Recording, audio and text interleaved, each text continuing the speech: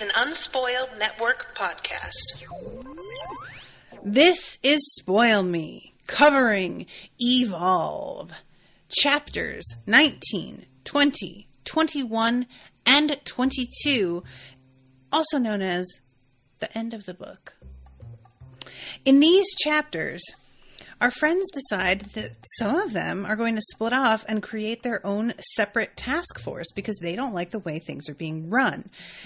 And I just can't help but stand by my theory that maybe this is exactly what Aftermath wanted. Welcome to Spoil Me.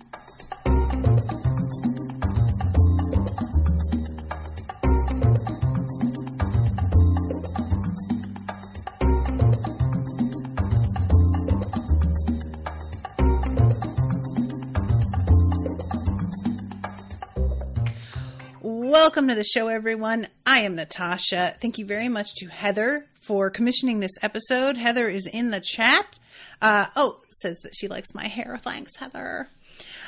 So I had no idea that I was this close to the end of the book. I had been reading on average 2 chapters per episode, and there were like 4 chapters left. So I figured there was at least one more because I didn't check ahead to see how short they were.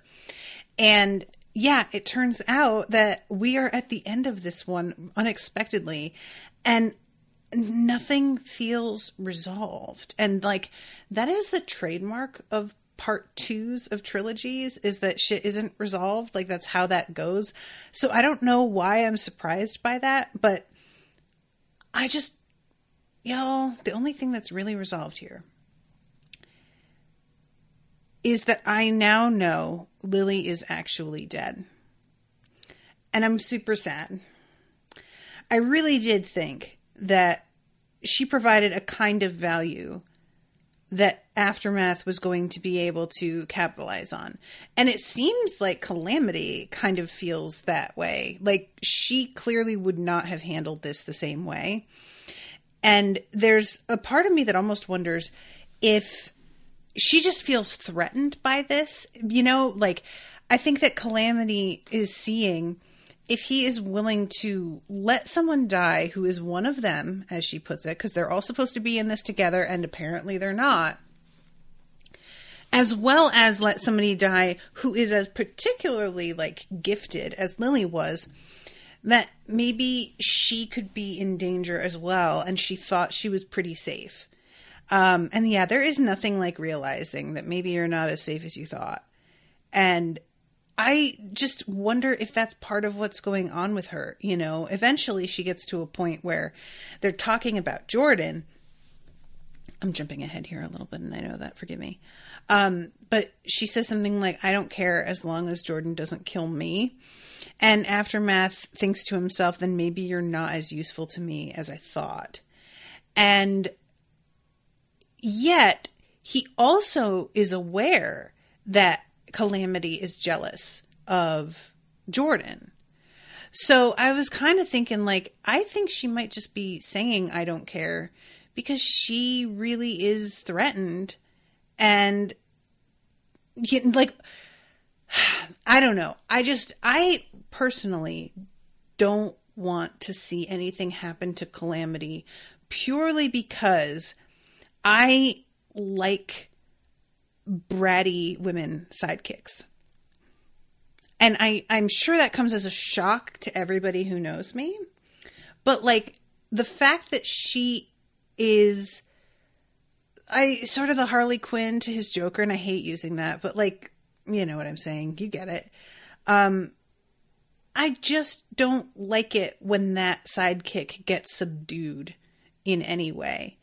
I want them to be able to continue to be a force for arguments and any kind of opposing voice that has, like, some real power, because it's one thing to have an opposing voice from the like team in general, because that feels more democratic and everybody gets their say, and then eventually the boss just decides what he's going to do in either case.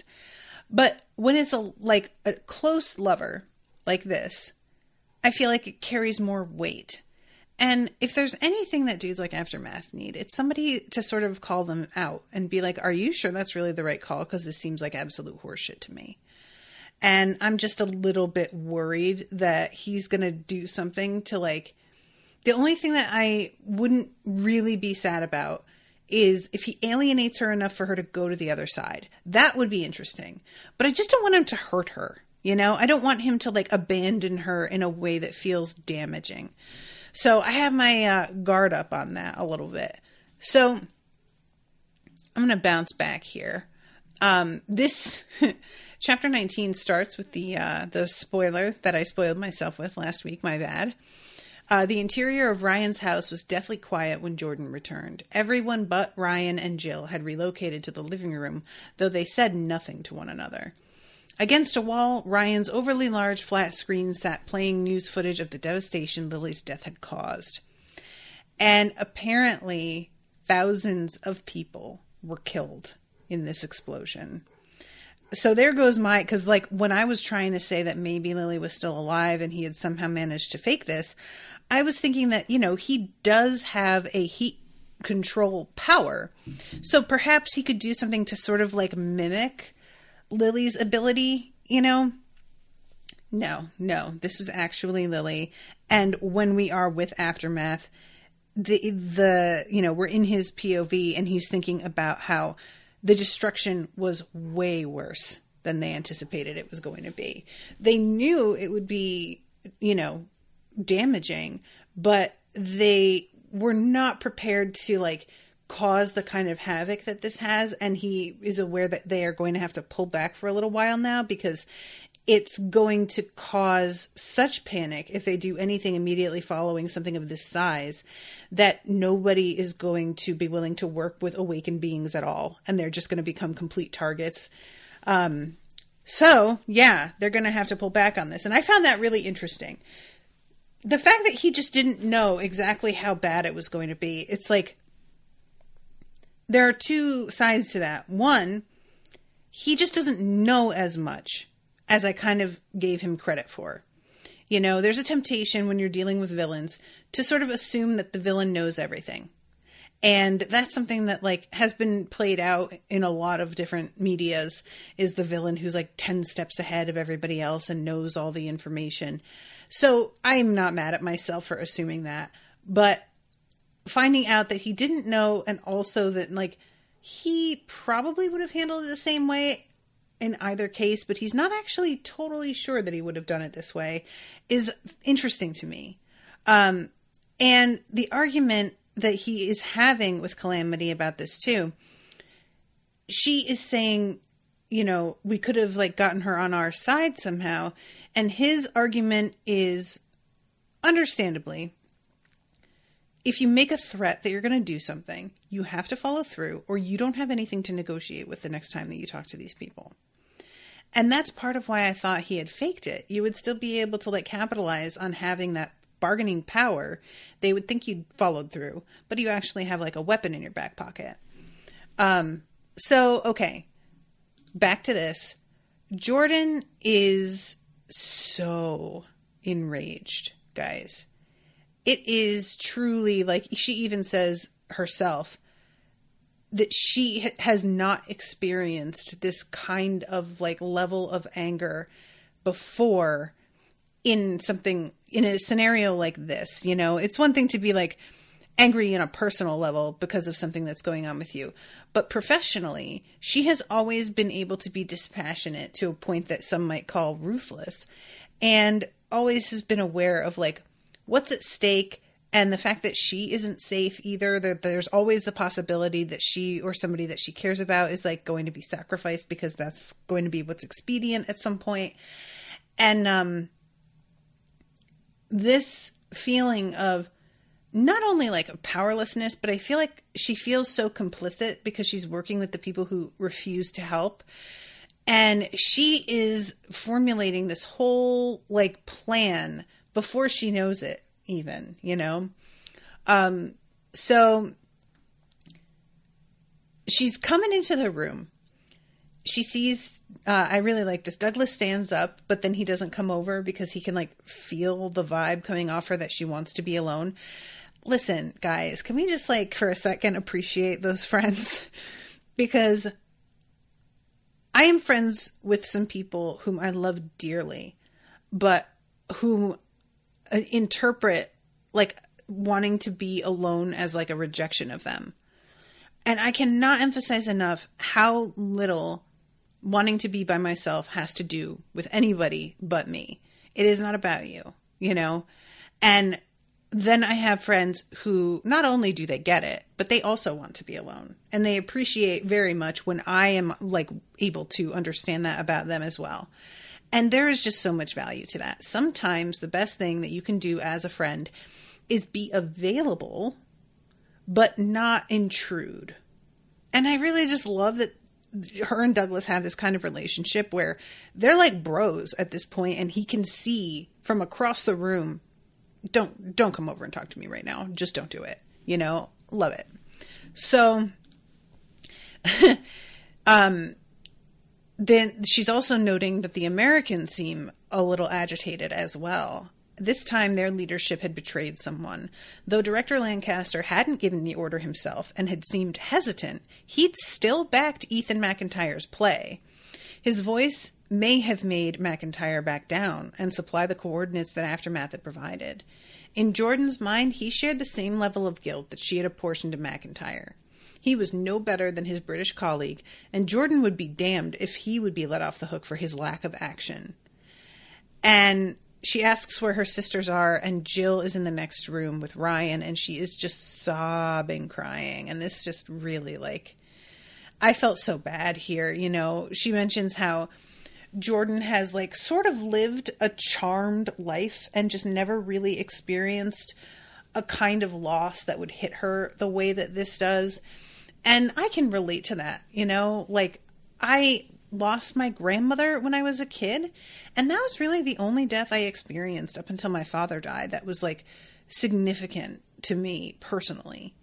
And it's just a weird thing to experience death for the first time in a real way, no matter what your age is. But when you're older, I feel like it carries a particular weirdness because you think when you're older that you've kind of got things sort of figured out to a point. And grief is its own extremely unique, unpredictable experience. And there is nothing that will humble you like coping with grief for just any time that somebody you cares about is taken. Everything about the way that you see the world shifts completely, and it will be with you like that for the rest of your life. It never shifts back. It never undoes itself. It's permanent. And that, I think, is something that, like, a lot of us have, you know, if you haven't lost somebody, you live in a world where, like, awful things can be sort of fixed or undone. You know, you can make mistakes and you can make up for them. You can apologize. You can repair a rift between you and another person. You get in a car accident, you fix the car, you get into it, you buy another car. You can, all kinds of things that can happen to you. There always seems to be, even if it isn't attainable, a possible way out. And then there's death. And there's just no way out. That's just it. It's something that is so far beyond our control and so uncertain. Because you don't know when it's coming. You don't know what happens after. You don't know, like, how the person felt when they went. And there's just no preparing for that. There just isn't. It's a kind of, like, it's so frightening, I think, is a lot of it. And so final, to quote Tyrion Lannister.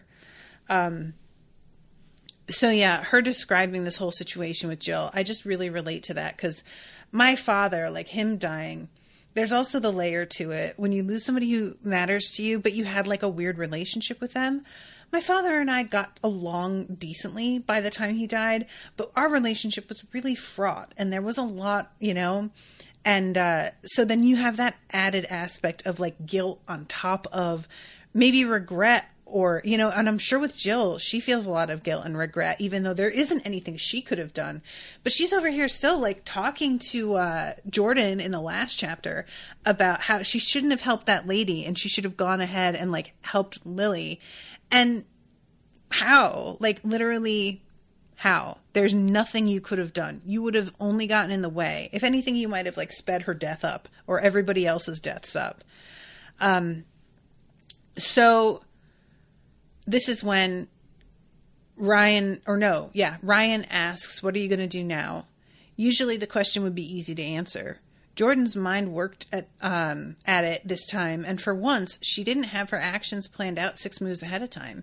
She had no meticulous countermove ready to deal with McIntyre's betrayal because she never saw it coming. At that moment, she needed to take care of her family and then her team. Anything else would have to wait. I don't know, Ryan.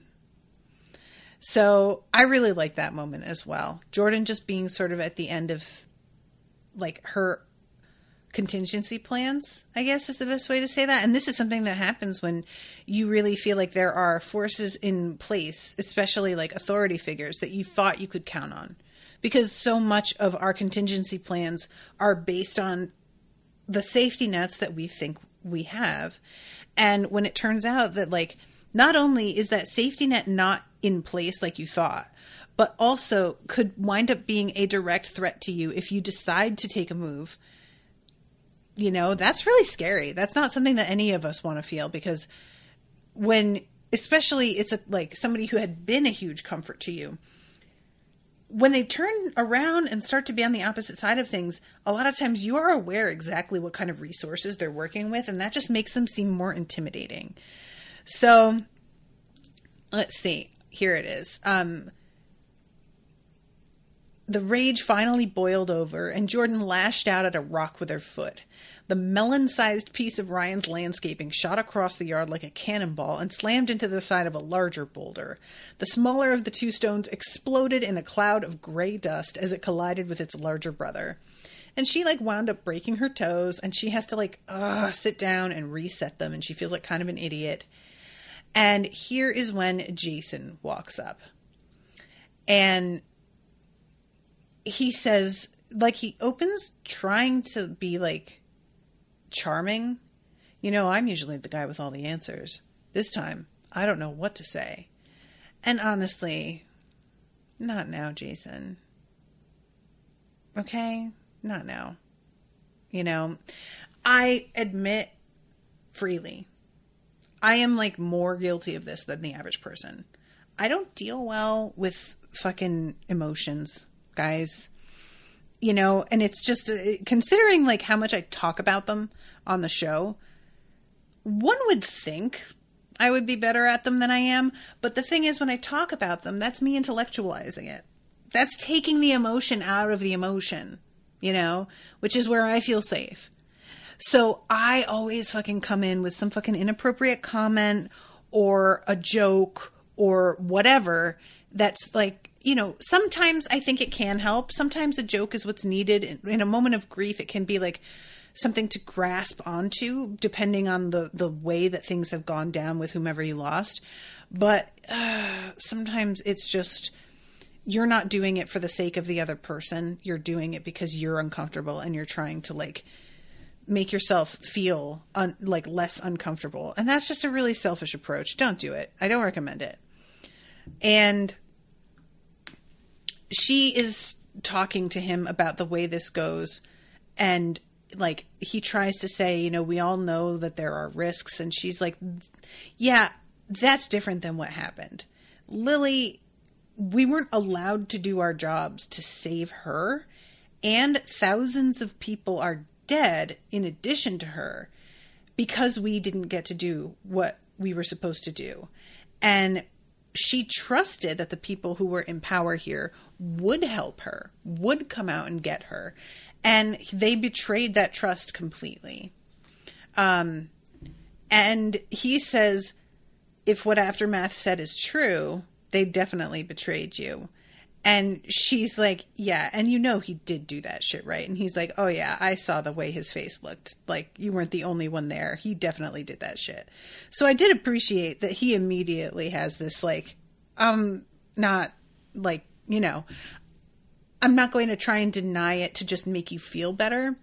Because sometimes that's people's instinct, is to be like, well, you don't know that, you know, and he's just not going to play that game. Sometimes you do know that. And he says there's more going on here, something neither of them is telling us. Lancaster was furious. I saw it in his body language. He hasn't returned my calls, and his assistant says he's unavailable, but won't specify when he will be. I don't like being played. It's worse when it's your own side doing it. And she asks them, what are we going to do about it? And he's like, I don't know. Do you know? And then she says, we leave. We strike out on our own. No more playing superhero. We've been costumed operatives, and there's nothing heroic about that. We should be champions of the people, protectors of the innocent.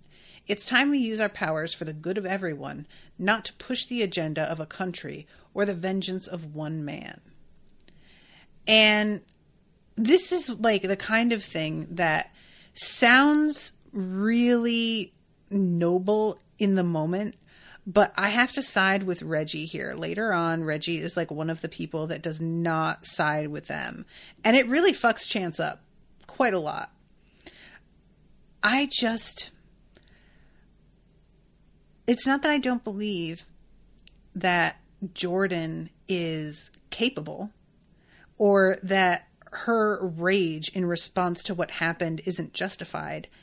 It's a matter of resources, which they bring up later, like what they're going to be able to do if they don't have access to, you know, these planes and all of their gear. Some of it, Ryan is saying that she can like rebuild and make improvements on, even that they would have, that they wouldn't if they were still with this crew.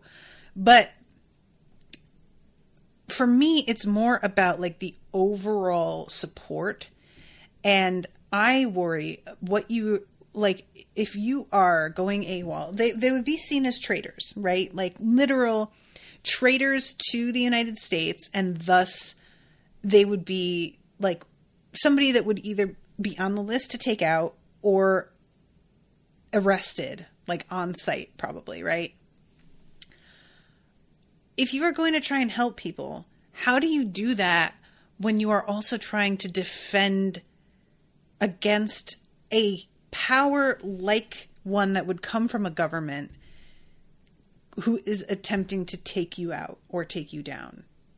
That just feels like you have to spread your abilities so thin at that point that it might be better to work within the confines of the system that you're in, and maybe, I don't know, like, I just feel like saying we're just going to go off on our own, there's not enough foundational like work done yet for me to feel confident about that. I don't want her to make the announcement that she winds up making. Because low-key, Jordan just like steps into a room full of people, including Americans, and is just like, hey, so we're thinking about committing treason. Would you guys be in on that with us? And I felt like that was really like putting the cart in front of the horse. And I don't know if it's just because I underestimate how linked everybody is in this community. I'm wondering if it's maybe that I don't trust all the teammates the way that they trust each other.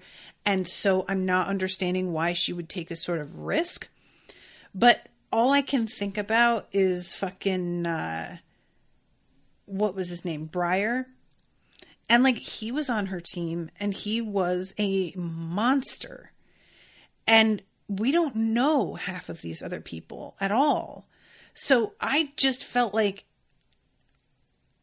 you know, even talking to Jason here, I was a little shocked that she just opens up to somebody who isn't even really on her team about all of this. She hasn't talked to Douglas yet, you know, as far as we know. The way it says in the text, it doesn't sound like she has. But she's spilling it all to Jason, who I just don't trust yet, because there's clearly something weird going on with the attraction between the two of them.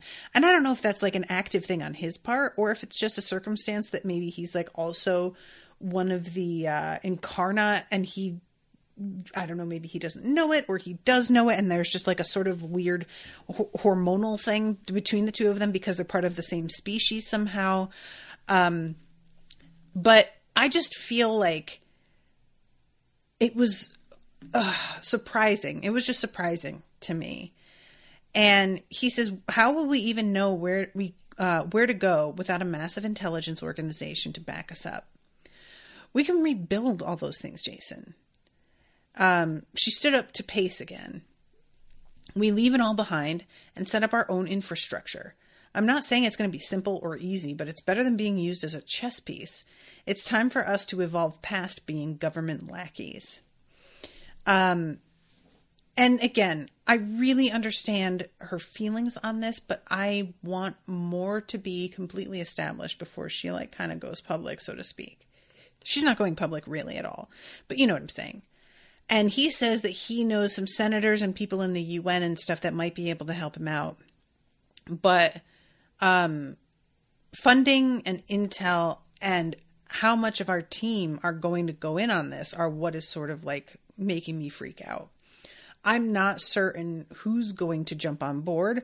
FX could go either way, but I know for sure Warhead won't. Like, that's just not going to happen. And Jordan's like, yeah, I'm not sure either. I know Chance and Douglas will be in. Other than that, who knows? So let's see. He says, I knew I was right about you. In what way? Your trouble. The man chuckled and strode toward the house. Good trouble, but still trouble. I could not stop laughing at this. Like, okay, so, and I, like, this is no shade against your husband, Heather, but tell me I'm wrong. I was reading a meme the other day, and it was like, it said something like, every man above 40 when he's flirting with you. And it was like, you know, compliment first line, and the second line was a laugh and your trouble. And I was just like, that has been said to me like more than once. So when he says that here, I was like, Jason, baby, we got to get you a different line, because that's played. That's old. That's canceled. All right. So then we go to chapter 20, and we are in the meeting with everybody talking about what we're going to do. And I will be honest, I really thought Lyndon was going to just come out and tell everybody the thing. He winds up taking Jordan aside later and talks to her one-on-one. We don't see the conversation. I was like, I have mixed feelings about not seeing the conversation. This is one of those things where I can understand the author being like, you guys know this already. You don't want to sit there and listen to him explain something that you're already aware of. Like, and I do think that was probably the right call in the end, but I always want to know what the reaction is from the person who gets news like this, because this is insane. You know, it's one thing to be like, you have superpowers. That's already nuts. But then being like, oh, hey, your father is an alien and he's thousands of years old. So just thought you might want to know that. Like, that's a whole other level of crazy that, yeah, if it weren't coming from Lyndon, I'm not sure if she would have believed it at all. Heather says he actually stole that from me, because that's what I tend to say about Douglas, that he's trouble. That's funny. Well, Heather, you are a middle-aged man flirting in a bar, probably a divorcee flirting in a bar. So just know that about yourself. It's fine. Nothing wrong with that. So this meeting, the main thing here that kind of throws a wrench in it all is the fact that Jordan hadn't talked about any of this with Brian first. What killed me is that she's like standing up there with Jason, and she's aware that Brian is like sort of analyzing her body language around Jason because he's worried about the two of them. And she's trying to like stand away from him and do some things to mitigate his suspicion. I don't know how to tell you this, Jordan. All the body language in the world is not going to change the fact that you had a fucking conversation about this with Jason and never even considered talking to Brian about it. Like, when we go to the two of them later and they're in the midst of their fight, I was expecting that to be brought up and it's not. And I only can like attribute that to either the author didn't consider it in those terms, or that Brian is trying to not act jealous in that way because he feels like it doesn't help with his overall argument. And I pretty much agree with him on that. I think that probably it wouldn't have helped. But if I were in his shoes, that's how I would feel.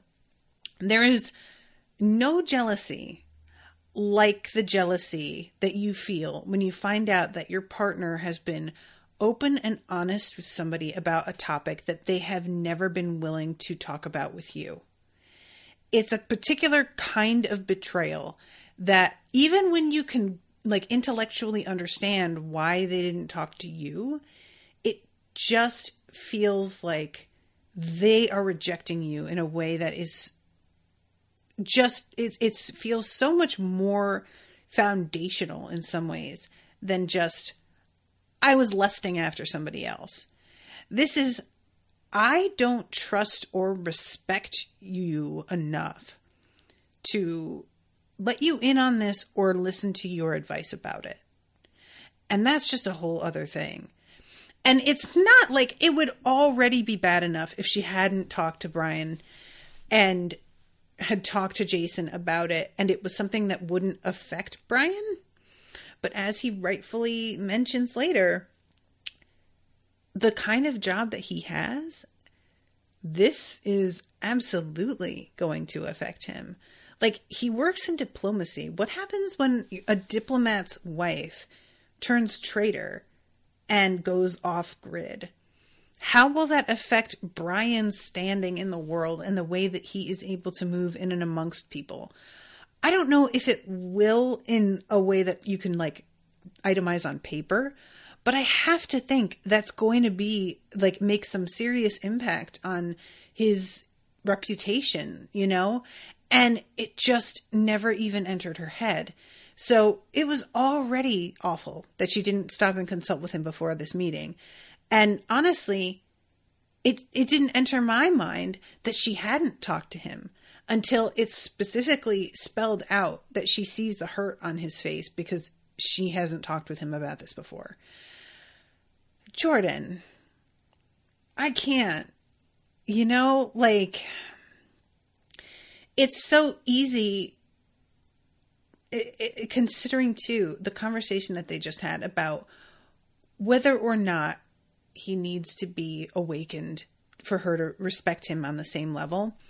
If I were him, I would definitely be putting this in the see, I do need to be awakened proof column, because there would be no question in my mind that if I had powers, she would have come to me. Even if I'm not on her team of operatives, she would just see me as more involved and she would want my opinion. She would come and ask me what I thought. So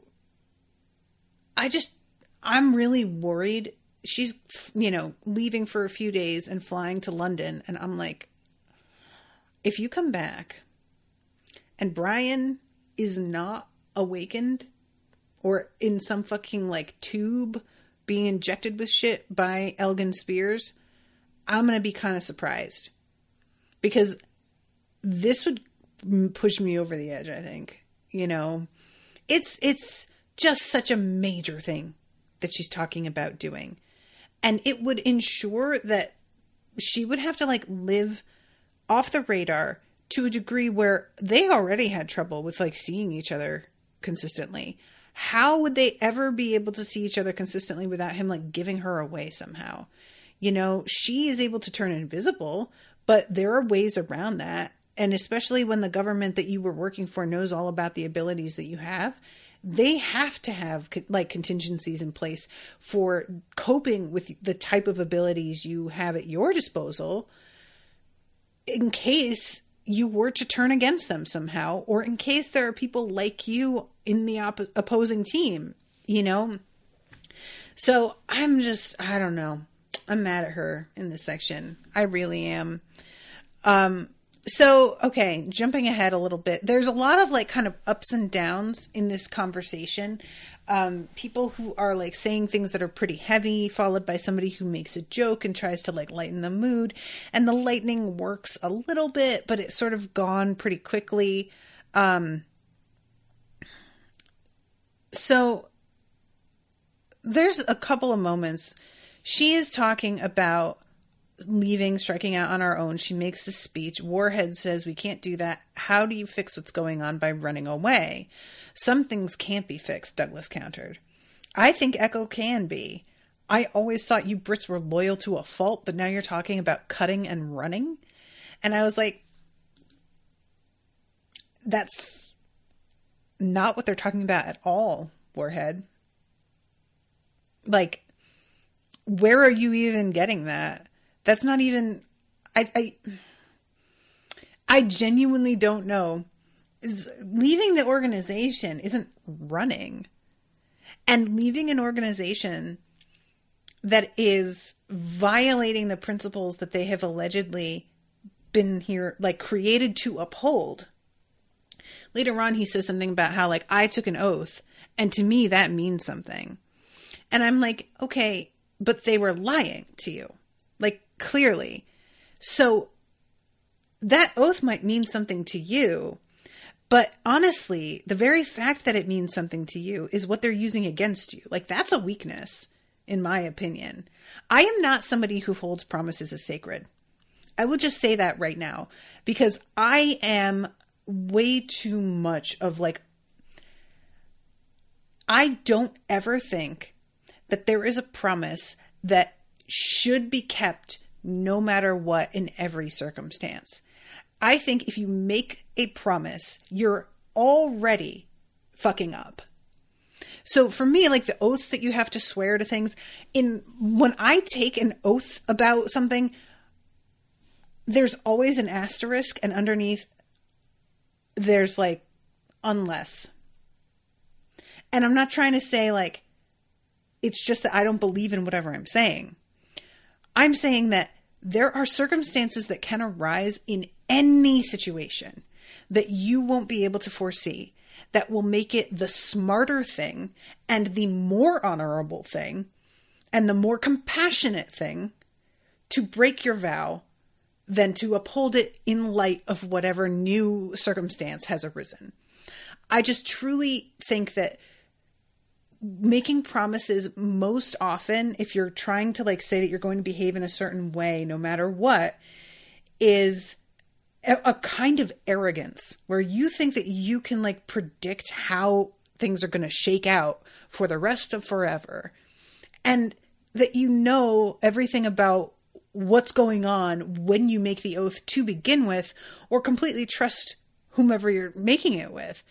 And like, you know, I just don't understand the idea of like, you took an oath to an organization that clearly is like trying to use you for its own reasons. And it's becoming extremely clear that they are keeping things from you that could get you and your team killed. And you like won't ever get to know what those things are. I don't feel like that oath is real anymore. If you find out that sort of thing about an organization that you have aligned yourself with, in my opinion, that just sort of negates the thing that you like said you would uphold, because they actually don't represent the thing that you were being tasked to uphold.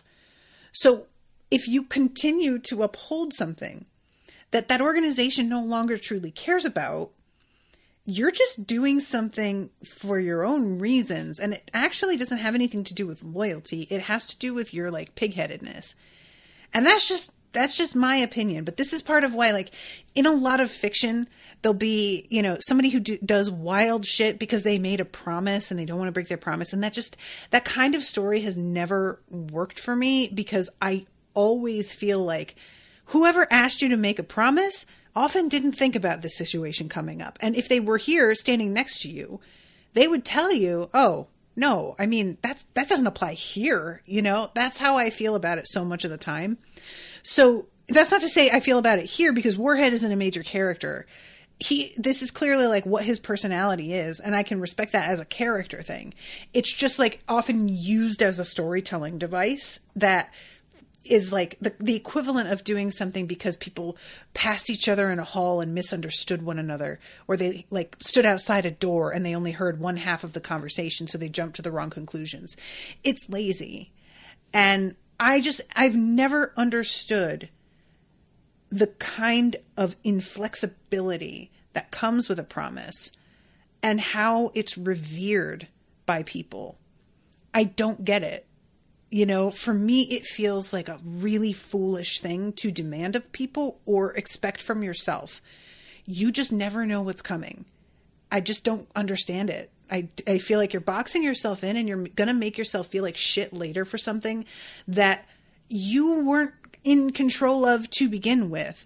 So now you're dealing with the fact that you like broke a promise and your guilt over that when, you know, anyway. Heather says, I love Jordan, but her arrogance really can read as being a selfish bitch sometimes. 100%. That's the thing about, like, selfishness often is arrogance. You know, those are part of the same thing. And guilty also. You know, when you are just focused on your own shit, it's so easy to think that, like, you know what's best for everybody. And yeah. Heather says, Warhead is a hardliner and is fully indoctrinated. Yeah. And I think that's part of what is so tough for me, is I have never, ever been somebody who needed a person to tell me how to be. And as I get older, I'm realizing that that's like a huge part of what's going on in our world in general. There are two camps. There's a camp for people who figure things out, and there is the camp of people who are told. And there is not an inherent problem with being somebody who is told. The problem comes from wanting an identity and not knowing how to create one for yourself. And so you attach yourself to a particular type of thinking in order to give yourself an identity. And that can come from like the military. It can come from religion. It can come from politics. It can come, like, there's any number of things that people will use to give themselves a sense of purpose and identity in the world, because they don't know why they're here or what to do with themselves. I firmly believe that's why, like, a few people that I know personally had kids. I don't think they, like, wanted kids exactly. I think they just didn't know what to do with themselves, and they needed something. And now they're moms, and that's their identity. And that's all they are to themselves and, like, apparently the people around them anymore. There's nothing wrong with being a mom, but you guys know what I'm talking about when I say, like, that becoming your entire identity. That is a thing that happens to people. It's really, like, it's remarkable to watch folks decide that they're going to take on a personality of a certain type. Like, you can see it happen, the choice that they're making. And it's really tough. It's like, I feel bad in some ways. My father was very much like this. This is why he was so, like, a really fundamentalist Christian. He needed someone to tell him how to live his life because he felt completely at sea. So in the first part of his life, that was being in the rebel army in Colombia. They told him how to live and they treated him like a soldier, and that was like something that he understood. And then he got older and he left, and all, like, again, he was at sea. He was selling drugs. He didn't know what to do. He felt unmoored. And then he found religion. And it gave him that anchor again that he needed because he didn't know how to do it for himself. And like, there are groups out there that I think finding and using to anchor yourself is entirely a good thing. But if you are susceptible to that kind of thing, it's so easy to get pulled in a direction that's irrational beyond, like, so anyway, I'm not mad at Warhead for not signing on with this overall, because as I said, I'm not particularly like stoked about this idea personally, but I do think that his reasoning behind it, not only is it like flawed fundamentally, because he just doesn't even seem to understand what it is they want to do, the way that he's talking about it. But also, I'm worried about him like fucking going and telling on them. Like, I could see a person who is the kind of hardliner he is believing that having been in the room and in on this meeting and not reporting back would be like tantamount to complicity with it.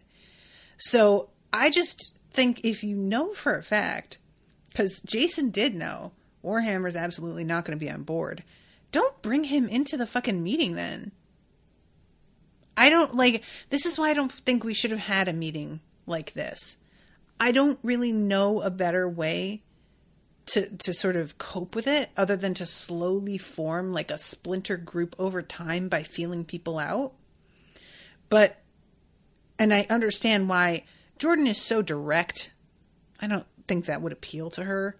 But in my opinion, it's the smarter move, even though it's going to be less satisfying in the immediate future because you can't make any major moves. So anyway,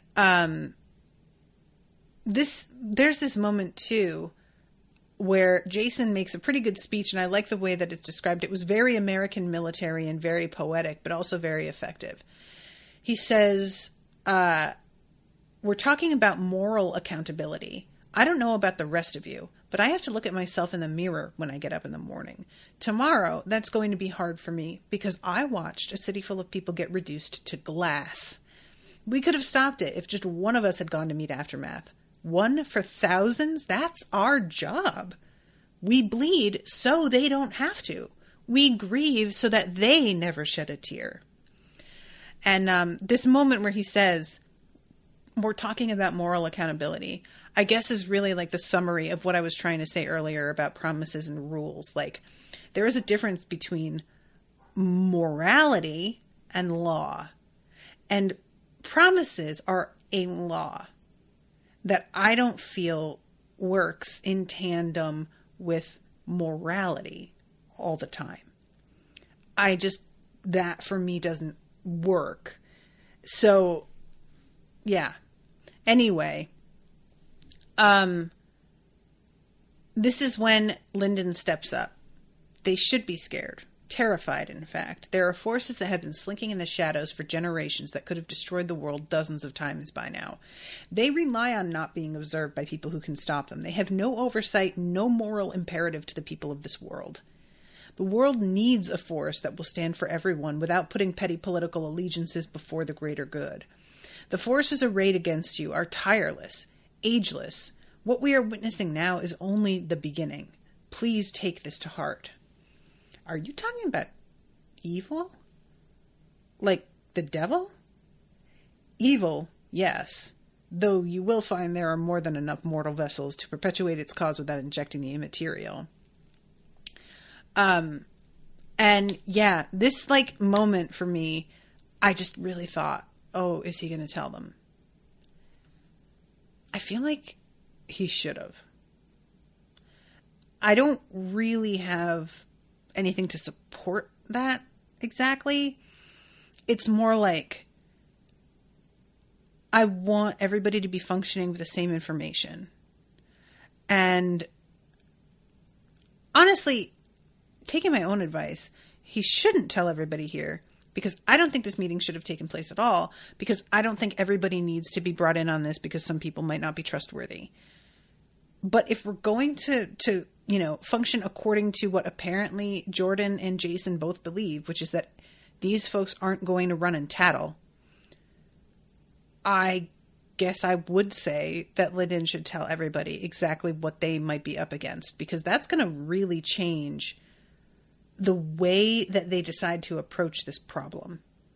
Knowing that Elgin Spears is part of, like, his whole deal is going to be trying to run things and oppress humanity, I feel like that would hit different than just, we need to take Aftermath down. And I believe that Lyndon knows what Elgin's, like, ultimate goal is. It feels like he's been very clear. So anyway, all right. So, I'm going to cover the initial startup expense, Ryan said, and gave her brother-in-law an apologetic look. Brian's head shook lightly, and he walked over to where the teams had set up a small bar to make himself a drink. And also this is where Reggie gets up and she goes over to Warhead. She is not going to be part of this, and Chance is, like, really shocked by it. And this is when Chance says, what are we supposed to do, fly commercial? No offense, Doctor, but Aftermath has been all over the world, and we can't keep up with them without a bloody quick aircraft. We'll have to make do, Jason said. I'm like, we'll have to make do? But how, though? This is the sort of thing.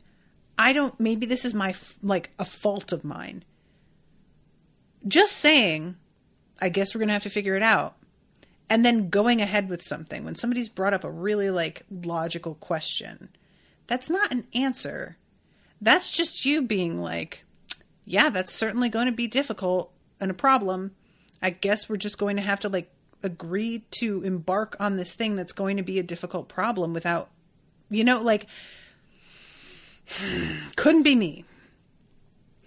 And Lyndon, I should mention also, is that he is also shocked by Reggie, not sticking with them. I respect your choice. We all have our own viewpoints. You will be missed. I'll help in any way I can, Brian said in a grim tone. He walked over and placed himself between Jordan and Jason. And I'm like, I bet he fucking did. And she squeezes his hand and says, thank you. And he smiles at her, but it says it never made it to his eyes. The discussion between them wasn't over. Of that, Jordan was certain. So, FX then says, normally, I'd jump all over this. Freedom, pretty billionaires throwing money at my projects, no spandex. But this time, I have to say no. Warhead is crap with a wrench, and someone has to keep him flying. However, I do reserve the right to change my mind later. I can do that, right? And Jason says, of course. The door stands open. And again, I'm like, oh, I appreciate that you guys trust one another. But I just feel like leaving a door open, it's just leaving, it just feels, I'm just saying. Jordan placed her palm against Brian's chest in an attempt to comfort him. It's not so easy to arrest a woman who can turn invisible. And I just thought to myself, I think it might be easier than you think, Jordan. You can't change your heat signature. And they clearly have infrared on so many of their tools. It would just not really be that hard, honestly. And they eventually decide to send Jordan with her to London. This surprised me a lot. The reasoning here, it felt like a little weak. Brian can't go with her, obviously. This, because he's not awakened, I think, is really the thing. Douglas says, take Chance or me with you. No, Jordan replied. Everyone else is needed here in case Aftermath makes another move. I'll be careful. Actually, you'll take someone with you, Jason said, firmly enough to earn everyone's attention. Your husband is right. McIntyre's dangerous right now, and you shouldn't go alone. And this is when Reggie volunteers herself.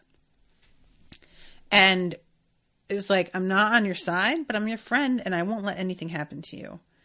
So I'm really curious what it's going to look like when Reggie is with Jordan in this sort of way, and we get to see her abilities, because Reggie's really been sort of backburnered, considering how powerful her mind reading ability is. It hasn't been at the forefront of any of the stories particularly. It's just been something that's been tossed in for flavor for us to like get to know her and Chance a little bit more. And I have to assume she's being paired with Jordan here because her ability is going to turn out to be like somewhat crucial in whatever they wind up facing later. And I am really interested to see how that works out, because she's not, I don't think she's trained in combat. I could be wrong about that. I don't know how much training people in this team get if they're not necessarily, it might be something that she was put through like rudimentary training, even though she's somebody who does like mostly, she's like kind of admin, right? So yeah, I'm really curious about how she's going to work out with Jordan in the field like this. We'll see. And she might, I don't know, wind up switching sides after all if she's like up close and personal with what's going on in that sort of way. And this is when Jill comes in and is like, hey, I know nobody asked, but I am definitely going to be part of this. And Jordan says, all right, kiddo, you're going to have to train with us though. Rule number 1, nobody enters the field without training. And she says, ooh, rule number 2 is don't call me kiddo. And I was like, that's fair. When he called her kiddo, I have to admit my hackles rose a little bit. Like, just don't, dude. I understand she is really young and that's completely fair. But like, this is something that I probably have to fight against myself a lot of the time, is like acting like I don't take somebody seriously because of their age. And that's not my intention. It's just that you do learn so much after a certain age, and looking back realize that you really did think you understood how things worked, and you didn't. You just didn't. You didn't understand. So they welcome her to the team, and then we go to chapter 21, which is the fight between Calamity and Aftermath. We don't waste our own. When I suggested we take out the Brits, you told me no. What changed? And this is when he talks about the bargaining power. Why can't you just let McIntyre and his people keep flailing around in the dark looking for us? And he's like, they're not flailing though. Like, they came really close to finding us. I think it's weird that you're saying they're flailing. That's just not an accurate description of what's happening here. And let's see. Oh yeah. Here it says, they got what they deserved, the people that they took out. Besides, Eldrin will get them out eventually. Will he? I'm not so certain. He's our employer. He has his own agenda. Don't let your lust for him blind you to his nature. I thought this was interesting because she immediately nods and relaxes. And I was like, telling a woman that she's like letting basically hormones get in the way of her rational thinking doesn't usually go super well, even when it's true. Often it doesn't go super well, especially because it's true. And the fact that he's like calling her out for like lusting after the guy and therefore not thinking straight. I was like, is he talking about the fact that Elgin can like, I was going to say that he can do something, but that's not him. That's Tretiak. So is it just that Calamity just purely has like the regular hots for him? I don't think I even quite realized that. So let's see. Right now they're questioning their commitment to their organization, especially McIntyre's lot. That buys us some time. Not much, but a little. Spears will use the incident to get additional funding. And all we need to do is spread our message and wait for it to take hold. The army that they think will protect them will turn on them. And under my command, it will destroy the old order. We won't ever have to hide again once we finish off the humans' resistance. And I'm just like, you make this sound really simple, dude, but I just don't see it. Like, I just don't see it. And Calamity says, you should have given me some time with her. I could have gotten her on our side. I think you could have, but our employer's timetable doesn't allow for it. He needed this to give his demonstration more teeth. Spears has been on the phone since the news broke, so I can only assume that it was effective. I do regret her death, Calamity. Don't misunderstand me. I really do. But we learned a lot of valuable information about our opponents. He was pleased that the girl's death hadn't been a complete waste and hoped that the pain it would force McIntyre into either acting rashly or fearfully. And she's like, what did we learn? And he says, I really thought Jordan would force him to let her come. And the fact that she didn't, that's interesting because she broke profile. It makes her more dangerous and interesting. People generally don't break profile. It requires a certain level of self-examination and understanding of one's core personality that most people don't have. And I was like, you just don't understand. She was about to do it. She didn't break profile. It's just that you weren't like there to see how many precautions McIntyre had taken to make sure that she couldn't just take shit into her own hands. Yeah. It says, I think McIntyre stopped her if she willingly let the girl die. It makes sense why McIntyre charged her with tracking us down. And he's like, either the options are that she is more ruthless than I thought, or that McIntyre has more control over her than I thought. And I was like, wondering if that's actually the way to say this, because when he says, I think McIntyre stopped her from coming, and then says, like, maybe he has more control over her than I thought, I feel like that makes it sound as if he was able to convince her not to do it, you know, versus the fact that she was just physically stopped from being able to do it. If she could fly or something, she would have been fucking out the door, like, just by herself. And, yeah, this, I don't know. He's just really sort of not getting what happened here. And he really thinks he does get it. And that's always a real dangerous thing to do. I say we kill her. Stop being willfully short-sighted. I don't get you. You don't want me. You don't want to kill the assassin, but you murder the reckless girl. Wrath made Aftermath's eyes blaze with an angry orange glow. Murder? Murder indicates that I intended to kill the child. I didn't murder her. Ethan McIntyre did. I gave them an option to save her, and they ignored it.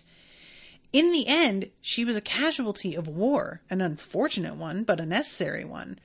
If I must put Jordan Law down, I will, but make no mistake, I will not do so lightly. She's valuable. She could have killed all of our companions, yet they are alive.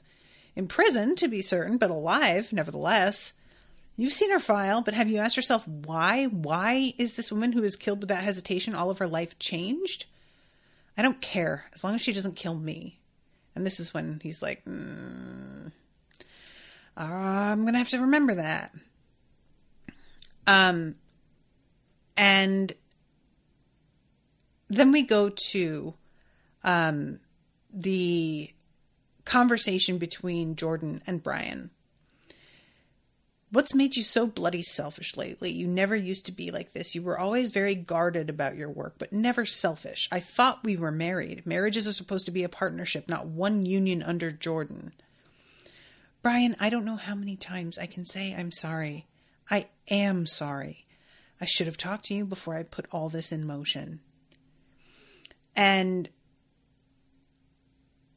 this, this whole conversation, it's just really tough because it feels like they've had this before. This is a recurring problem. And as he says, it's been sort of getting worse. And as much as she tries to say that she doesn't need him to be awakened, the more she does this, the more it's clear that she views Brian as an outsider to whatever is going on with her and the rest of the team. And I don't think that she understands that's how it comes across. You know, I think that she really thinks I love him and I am not cheating on him. Maybe I want to, but I'm not. I do respect him in the way that I do. And so why would he ever think that? But this is something I think a lot of partners fail to understand. If there is a part of your life that is pretty major for you, and it always feels like you're not either allowed or considered a part of it, then you feel like you're being held at arm's length in a way that's really distinct. And I can completely understand why Jordan doesn't really see it, because I think to her, keeping Brian out of this is like the goal. She doesn't want him involved because it's dangerous and she's worried about him and she knows that he can't defend himself in the way that the others can. So she doesn't like want him to be part of this conversation very intentionally. And she doesn't see how offensive that is, because it's basically her burying her head in the sand. He's going to be involved whether or not she wants him to be, because he's married to her. It's just not even like, that's part of the deal of getting married, is that you go through things with your partner, whether you like it or not. That's part of the deal. And so I think that her acting like she can like have her cake and eat it too. She can keep him safe in a box that she can go to when she needs comfort and support, or when she needs like, you know, help in an area where somebody who's in diplomacy could help. But she can also keep him completely safe and guarded and out of harm's way. She wants a reality that doesn't exist and isn't possible. And it's like kind of insulting. You know, it's sort of the kind of thing that makes like, honestly, it's the position that female characters tend to be put in these sorts of stories, where they want to be parts of things and the very big tough men don't want their wives or their girlfriends involved because it's too dangerous. And it's like, everybody knows who you're married to or dating. Everybody is aware of their connection to you. Not allowing them to be part of things or giving them the information that they need isn't keeping them out of it. It's putting them at a disadvantage over and over again, you know?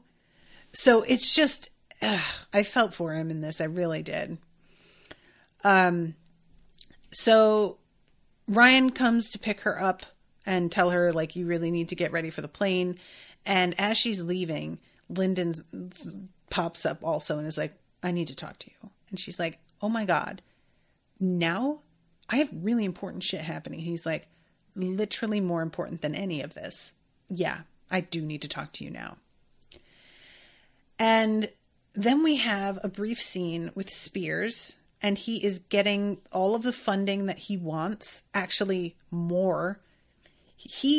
Where is it? He said he needed $60 billion, and they're giving $106 billion. And he's just like, I fucking knew it. He is so smug about this. And then she says, and my son? And he says, I'll continue my research regarding his powers. My recent breakthroughs may help in regard to correcting his control problem. Do we know who her son is? It's not Aftermath. I'm assuming not. I feel like Aftermath went up against a politician, and if his mom were one, he would like think that to himself about that sort of connection. I loved that Whip Scorpion. It's not part of his like superpower, but he can just blend into the background so well that when he speaks, Spears almost hits the fucking ceiling. I don't know why that cracked me up so bad, but it really did. So then we have the scene where Jordan says goodbye to everybody, and Chance is like openly crying basically because things between him and Regina. I mean, who knows what's going to happen at this point. And as she walked into the Spitfire, Jordan noticed Lily's costume case sitting in the rack with everyone else's. Jordan placed her palm flat on its cool black surface and imagined Lily's smiling face for a moment. The memory briefly chased away the sense of dread that had been building in her since her discussion with Lyndon. All he had done was further confuse her focus. And I'm like, you think? And they get strapped in. She notices that Reggie has been crying, and she's like, partially, I would like to comfort her. And then on the other hand, she's like, I don't fucking have it in me right now. I swear to God. And so she just kind of gets on with it, and I'm not mad at her for that. Heather says he hasn't appeared yet, the senator's son. Okay, cool. Just wanted to make sure I hadn't missed an obvious clue or link or something. All right. So that is the end of the book. I think that, Heather, you've already commissioned starting into the next book, right? Yeah. Okay. Friday, March 18th. So I will be starting the next one pretty shortly. Dope. All right, guys. Well, thank you for listening. Thank you, Heather, for the commission. And I will be seeing you again soon with the start of book 3. Toodaloo, motherfuckers.